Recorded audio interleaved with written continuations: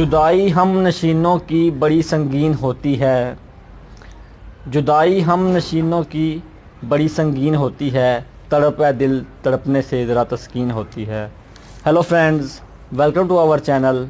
My name is Hamid Gauhar and my name is Mohsin Gauhar. Friends, कैसे हैं आप? मैं उम्मीद करता हूं कि आप खैरियत से होंगे और अच्छे से होंगे।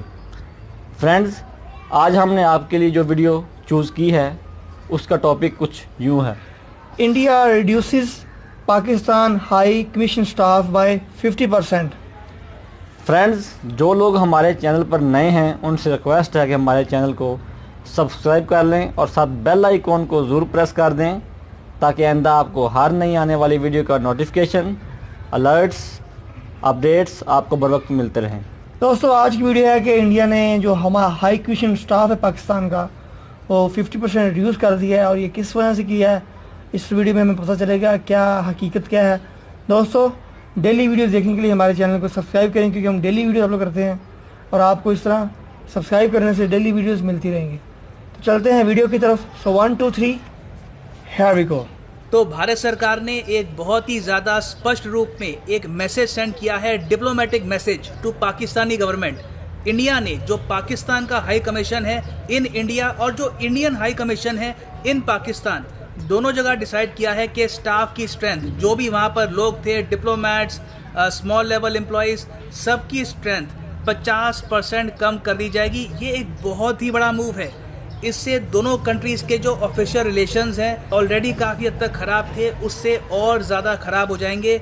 और इसका रीज़न भी है, इंडिया ने प्रॉपरली यहाँ पर रीज़न दिया है कि वियना कन्वेंशन की वायलेशन हुई है। जो इंडियन हाई कमीशन के लोग हैं इन पाकिस्तान, उनके साथ बहुत ज़्यादा ख़राब व्यवहार किया गया है। उसके रिस्पॉन्स में हम ये सब कर रहे हैं। नाउ इस सब का मतलब क्या है, डिप्लोमेटिकली इसका इम्पैक्ट क्या होगा, बहुत कुछ जानने को है, डिस्कस करेंगे, काफ़ी कुछ आपको जानने को मिलेगा। So a lot to know, a lot to discuss as always. But before we begin, go to Google play store, download the study IQ education app. यहाँ पे आप हमारा फ्लैगशिप UPSC कोर्स परचेज कर सकते हैं जिसके लिए EMI ऑप्शन भी अवेलेबल है। नाउ सबसे पहले आपके लिए सब कुछ क्रिस्टल क्लियर कर देता हूँ। कुछ यहाँ पे आपने शब्द सुने होंगे, उससे आपको कुछ कन्फ्यूजन भी हो सकता है। हाई कमीशन, ओके, सो जो इंडियन हाई कमीशन है इन पाकिस्तान, ये हाई कमीशन क्या होता है? क्या यहाँ पर राजदूत रहते हैं? जी हाँ, बिल्कुल। जो डिप्लोमेट्स हैं, जो राजदूत हैं, वो काम करते हैं दूसरे देश के हाई कमीशन में। ना अब यहाँ पे आप पूछ सकते हैं, हाई कमीशन और एम्बेसी ये दो शब्द हैं, ये हम काफ़ी बार यूज़ करते हैं, तो पाकिस्तान का हाई कमीशन क्यों है? और वेराज आप US का देखो तो वहाँ पे हम कहते हैं एम्बेसी। फॉर एग्जांपल यहाँ पे आप देखेंगे ये जो US एम्बेसी है इन इंडिया, उसका होम पेज है, उसका कटआउट है, यहाँ पे साफ साफ लिखा है US embassy and consulates in India. Whereas जो पाकिस्तानी डिप्लोमेटिक मिशन है वो खुद को बुलाते हैं high commission of Islamic Republic of Pakistan, new Delhi. ये क्यों है, इसका रीज़न क्या है? वेल, इसका रीज़न बहुत ही सिंपल है। ये है कॉमनवेल्थ कंट्रीज़ की एक ट्रेडिशन। जो भी देश कॉमनवेल्थ कंट्रीज़ के ग्रुप में आते हैं, उनके जो राजदूत हैं, उनके जो भी डिप्लोमेटिक मिशन होते हैं उस कॉमनवेल्थ कंट्री में, उसको वो कहते हैं हाई कमीशन। तो फॉर एग्जांपल यहाँ पे आप देखेंगे ये जो सारी कंट्रीज़ हैं कलर्ड, ये कॉमनवेल्थ का पार्ट है। कॉमनवेल्थ का पार्ट मतलब इनके इतिहास में एक बार ये ब्रिटेन के अंडर थे, ये ब्रिटेन की कॉलोनीज थी। तो अगर ऑस्ट्रेलिया अपना टॉप डिप्लोमेट सेंड करते हैं, राजदूत सेंड करते हैं टू इंडिया, तो इंडिया उसको कहेगा ऑस्ट्रेलियन हाई कमिश्नर और वो न्यू दिल्ली में रहेंगे in the Australian high commission. Similarly जो इंडिया के राजदूत हैं वो अगर जाते हैं साउथ अफ्रीका में या फिर कनाडा में, तो उनको कहा जाएगा Indian high commissioner to Canada या फिर South Africa. Whereas Russia, China या फिर आप कह सकते हैं इवन स्वीडन, ये सब देश कभी भी UK के अंडर थे नहीं। तो जब ये कंट्रीज़ डिप्लोमेट्स भेजती हैं टू इंडिया, उनको हम हाई कमिश्नर नहीं कहते, उनको हम कहते हैं एम्बेसडर। और वो जिस बिल्डिंग में काम करते हैं उसे हम हाई कमीशन नहीं कहते, उसे कहते हैं एम्बेसी। नाउ ये बस नाम में डिफरेंस है, काम बिल्कुल सेम होता है। हाई कमीशन एम्बेसी से इम्पोर्टेंट नहीं होता, ये बस नाम है जो हम काफ़ी लंबे समय से इस्तेमाल कर रहे हैं। तो इंडिया ने रिसेंटली ये कहा है कि जो इंडिया का हाई कमीशन है इन इस्लामाबाद और जो पाकिस्तान का हाई कमीशन है इन न्यू दिल्ली, इसकी स्ट्रेंथ से यहाँ पर मतलब है कि यहाँ पर जो ऑफिसर्स थे, जो डिप्लोमेट्स थे, जो भी लोग यहाँ पर काम कर रहे थे, दोनों जगह उनकी संख्या 50% कम कर दी जाएगी। नाउ इसका रीज़न क्या है? भारत सरकार ने यहाँ पर काफ़ी रीज़न दिए हैं। पहले तो ये कहा है कि पाकिस्तानी हाई कमीशन में जो इनके राजदूत से जुड़े हुए लोग हैं, जो इनके ऑफिसर्स हैं और भी वेरियस लोग जो यहाँ पर रहते हैं इनके हाई कमीशन में, ये काफ़ी बार स्पाइंग करते हैं इन इंडिया, टेररिज्म से रिलेटेड जो एक्टिविटीज़ हैं उनको सपोर्ट करते हैं। और साथ ही साथ इंडिया ने ये भी बताया कि रिसेंटली जो इंडियन हाई कमीशन के लोग हैं जो थे इस्लामाबाद में, उनके साथ काफ़ी ख़राब ट्रीटमेंट हुआ। ख़राब ट्रीटमेंट बहुत ही छोटा शब्द है। हुआ क्या कि इंडियन हाई कमीशन के लोगों को पाकिस्तानी अथॉरिटीज ने किडनैप कर लिया, इनको पीटा गया विद रॉड्स, टॉर्चर किया गया इन पाकिस्तान, और फिर काफ़ी लंबे समय के बाद ऐसी खबर कोई भी यहाँ पर नहीं है। आज के समय ये वापस इंडिया आ चुके हैं। तो इंडिया ने ये कहा कि जो ये बर्ताव पाकिस्तान ने किया है ये वियना कन्वेंशन के अगेंस्ट है, और साथ ही साथ जो बायलैटरल एग्रीमेंट साइन किए गए हैं इंडिया और पाकिस्तान द्वारा इसके भी अगेंस्ट है। अब इंडिया वियना कन्वेंशन का यहाँ पे हवाला दे रहा है। वियना कन्वेंशन क्या है? इंडिया यहाँ पर स्पेसिफिकली बात कर रहा है Vienna convention on diplomatic relations की। ये एक बहुत ही इम्पॉर्टेंट ट्रीटी है और इसकी शुरुआत हुई थी ऑस्ट्रिया के कैपिटल वियना में। ऑस्ट्रिया आपको पता होगा एक यूरोपियन कंट्री है। तो Vienna convention on diplomatic relations इसकी शुरुआत हुई थी इन 1961। इस ट्रीटी में ये बात साफ साफ लिखी है कि जो राजदूत होते हैं, जो डिप्लोमेट्स होते हैं, जो किसी भी कंट्री में जाते हैं वहाँ पर डिप्लोमेटिक मिशन स्टार्ट करते हैं, उनको सर्टन डिप्लोमेटिक इम्यूनिटी मिलेगी, उन पर अटैक्स नहीं होंगे, उनको हरास नहीं किया जाएगा। ये एक बेसिक कोड ऑफ कंडक्ट है जो ये ट्रीटी सॉलिडिफाई करती है।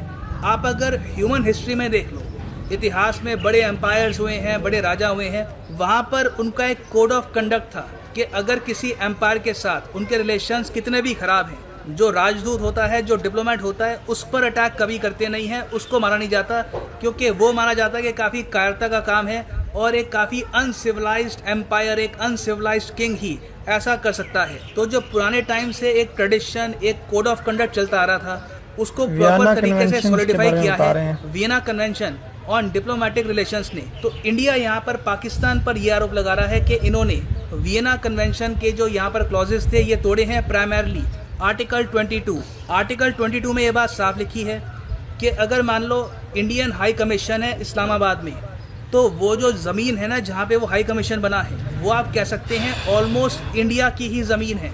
अगर पाकिस्तानी पुलिस को इंडियन हाई कमीशन में एंटर करना है तो पहले इंडियन हाई कमिश्नर जो है वहाँ पर उनकी परमिशन चाहिए होगी, तो ही वो एंटर कर सकते हैं। बिना इंडियन हाई कमिश्नर की परमिशन के पाकिस्तान सिक्योरिटी फोर्सेस, उनकी investigation forces Indian high commission में एंटर नहीं कर सकती।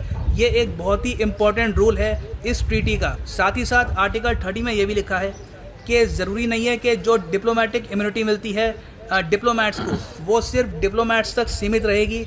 अगर हाई कमीशन में दूसरी कंट्री का कोई भी व्यक्ति रहता है, कोई रिलेटिव है या फिर कोई वहाँ पर हेल्पर है, कोई क्लर्क है, कोई भी व्यक्ति है जो उस हाई कमीशन में रहता है, उसको भी प्रॉपर डिप्लोमेटिक इम्यूनिटी मिलेगी होस्ट नेशन में। तो इंडिया के हिसाब से पाकिस्तान ने ये सब वायलेट किया है और पाकिस्तान इसके रिस्पॉन्स में ये कह रहा है कि देखिए ये जो इंडियन एम्बेसी के लोग थे जिनके साथ यहाँ पे टॉर्चर हुआ है, इनके पास फेक करेंसी मिली है। अब अगेन ये जो इनका चार्ज है प्रॉपरली प्रूफ हुआ नहीं है। दूसरी बात ये है, अगर कुछ ऐसा होता भी तो भी इस ट्रीटी के हिसाब से जिस तरीके से टॉर्चर किया गया है इंडियंस को इन इस्लामाबाद, वो ठीक नहीं था। It was not the right conduct. और बाय द वे मैं आपको बता दूं कि ऑलमोस्ट सारी दुनिया ने एक्सेप्ट साउथ सुडान और कुछ और छोटे आइलैंड कंट्रीज़ हैं, उनको छोड़ के ऑलमोस्ट सारी दुनिया ने ही इस ट्रीटी को फॉलो कर रखा है और बहुत ही रिस्पेक्टफुली इस ट्रीटी की सारी क्लॉजेस को फॉलो करते हैं। काफ़ी बार देखा गया कि कंट्रीज़ के बीच में अगर वॉर भी होती है, जंग भी हो जाती है, तो जो राजदूत है, जो डिप्लोमेट है, जो वहाँ के एम्बेसडर हैं, उनकी इज्जत की जाती है।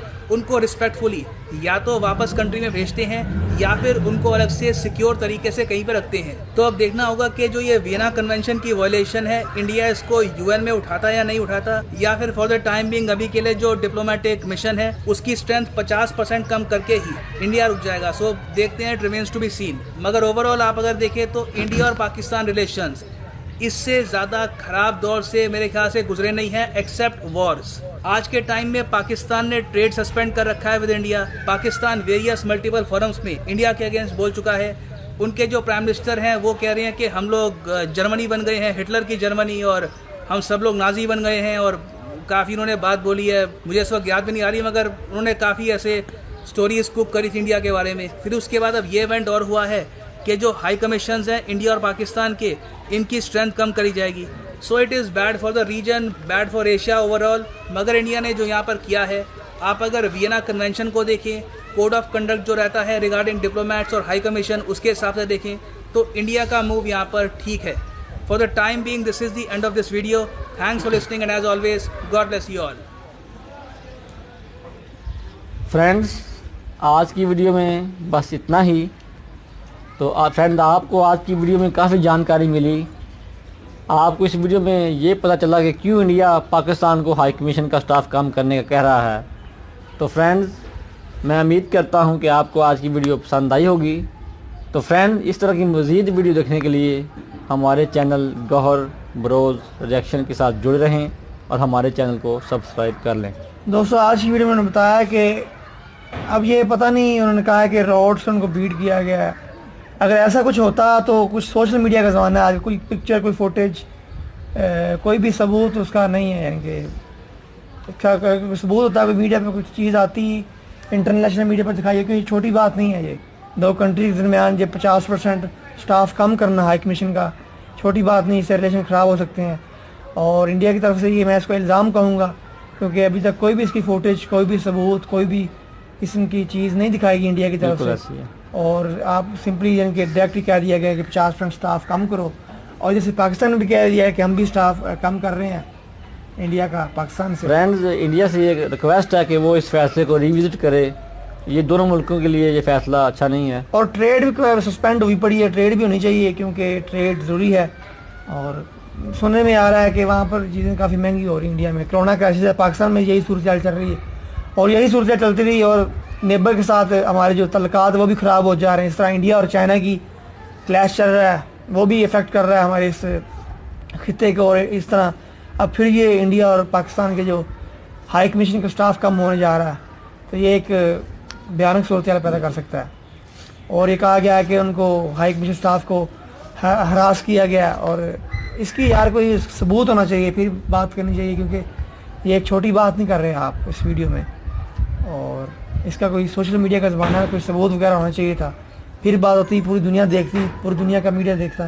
दोस्तों, आज की वीडियो में इतना ही। मिलेंगे एक नई वीडियो में। until next time, stay blessed and take care.